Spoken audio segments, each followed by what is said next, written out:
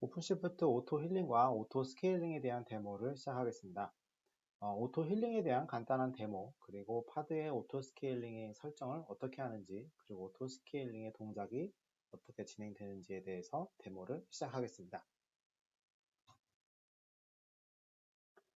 네, 우선 설명드릴 부분은 오토 스케일링에 대한 설정을 하기 전에 스케줄러가 관리하는, 즉 파드의 스케일에 대한 값에 대해 설명을 드리겠습니다. 파드가 같은 경우에는 이렇게 처음 만들었을 때는 하나의 파드만 존재하는 것을 알 수 있습니다. 마찬가지로 수동으로 이 파드의 개수를 조절할 수도 있습니다. 이런 케이스 같은 경우에는 평소에 유지해야 하는 파드의 개수가 이미 알고 있는 경우, 그리고 피크의 시간대를 이미 알고 있는 경우에는 이런 파드 개수를 임의로 매뉴얼하게 조절 가능하다고 볼 수 있습니다.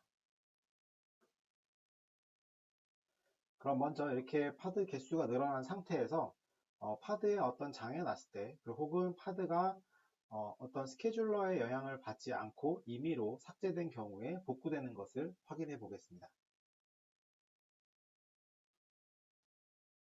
오토 힐링을 수행하기 위해서 우선 오픈시프트 커맨드 라인을 사용해 보겠습니다.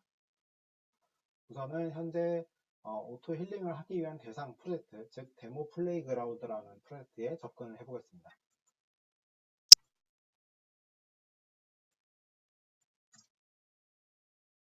네, 그리고 해당 프로젝트에 있는 파드를 확인해 보도록 하겠습니다.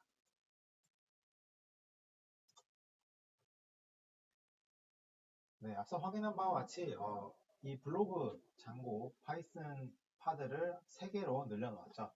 따라서 이 블로그 장고 파이썬 파드가 3개가 떠 있는 것을 확인할 수 있습니다.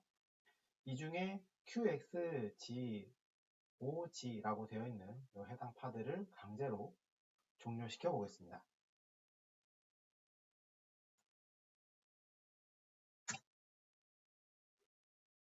네, 위에 보시는 바와 같이 파드가 강제로 뭔가 문제가 있어서 종료되는 경우, 즉 사람이 매뉴얼하게 어떤 스케일에 대한 설정을 하지 않고 파드가 강제로 삭제되었을 경우에는 이처럼 스케줄러가 이 파드 개수를 유지하기 위해서 이 항상성을 유지해 주는 것을 확인할 수가 있습니다. 따라서 오픈시프트에 올라오는 파드에 어떤 문제가 생기거나 혹은 별도의 크래시가 난다거나 했을 때 이 파드의 개수를 항상 유지시켜 준다라는 이 오토 힐링에 대한 기능을 먼저 알아보았습니다. 이 다음으로는 오토 스케일에 대한 데모를 진행하도록 하겠습니다. 오토 스케일 설정을 하기 위해서 별도 어플리케이션의 디플로이먼트 정책을 변경해 보도록 하겠습니다. 물론 커맨드 라인으로도 가능하지만 웹 콘솔에서도 가능하다는 점을 보여드리도록 하겠습니다. 어플리케이션즈의 디플로이먼트에 가면 저희가 적용하고자 하는 블로그 장고 파이썬에 가서 우측에 액션에 보시면 Add Auto Scaler 라고 하는 항목이 있고요. 여기에서 최소한의 파드 개수 그리고 최대한의 파드 개수를 지정하고 이 파드가 늘어나게 되는 타겟, 즉 CPU 값을 지정하게 됩니다. 이번 데모에서는 좀 극단적으로 20% 정도의 값을 설정하도록 하겠습니다.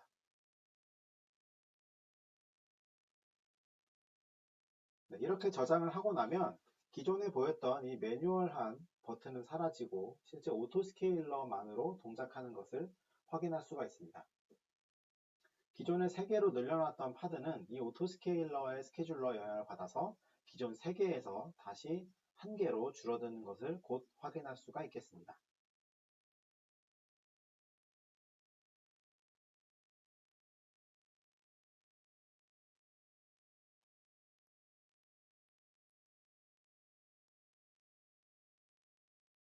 현재는 CPU 부하가 그렇게 많지 않은 상황이기 때문에 파드가 기존 3개에서 1개로 낮아지는 것을 확인할 수가 있습니다.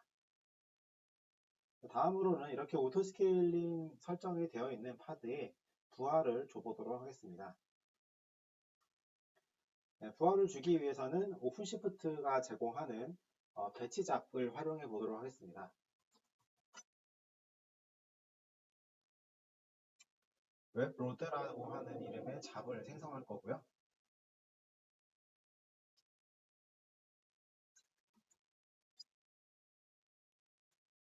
혹시나 실패했을 경우를 가정해서 리스타트에 대한 옵션을 넣었습니다.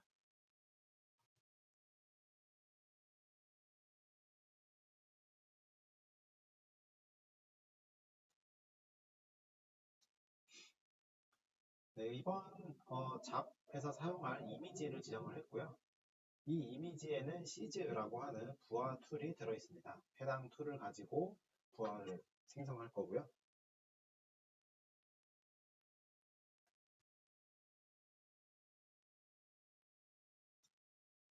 총 300개의 컨커런트 유저가 딜레이 1초 동안 1초라는 간격을 가지고 총 10분 동안 부화를 생성해 보도록 하겠습니다. 이 부하를 주는 엔드포인트는 여기 보이는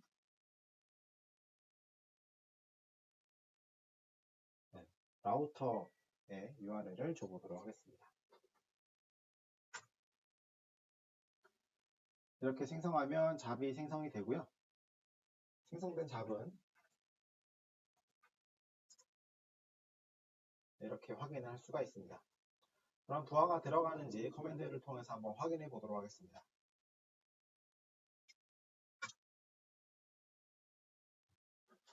현재 블로그 장고 파이썬에 대한 이 측정되는 수치를 이제 보여주고 있고요.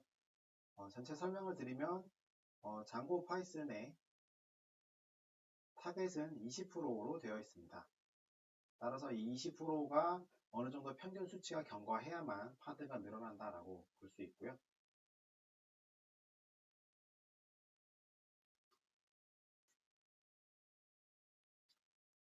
실제로 이런 부하가 들어온다고 해서 파드가 완전 즉각적으로 동작을 하지는 않습니다. 왜냐하면 일시적으로 어떤 부하가 생기거나 했던 그런 반응에 의해서 바로 오토 스케일링 해버린다면 그렇게 비효율적인 동작을 하게 되기 때문에 일정 기간, 즉 한 1분 내지 2분 정도의 기간 동안에 평균 수치를 가지고 해당 타겟이 목표로 하는 타겟이 넘어서면 그때부터 파드에 대해서 오토 스케일링을 진행합니다. 현재 측정이 되고 있는 CPU 부하 수치가 현재 626%로 나타나고 있고요. 이렇게 타겟에 대비한 CPU 사용량이 일정 수치 이상을 계속 유지하게 되면 스케줄러가 이 해당 파드에 대해서 오토 스케일링을 진행하게 됩니다.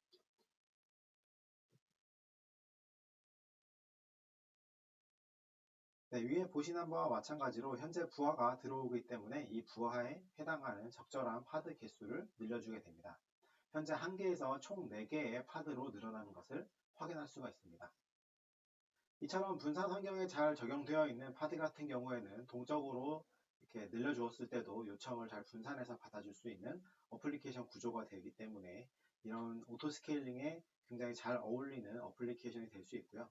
이런 오토 스케일링에 대한 이득을 잘 보기 위해서는 결국 어플리케이션이 분산 시스템에 분산화된 어플리케이션 환경에 잘 맞는 어플리케이션, 그리고 두 번째로는 이전보다 더 빠르게 부팅될 수 있는 어플리케이션 구조를 가져야 하는 것이 이런 오토 스케일링의 혜택을 가장 많이 받을 수 있는 조건이 되겠습니다. 이상으로 데모를 마치겠습니다.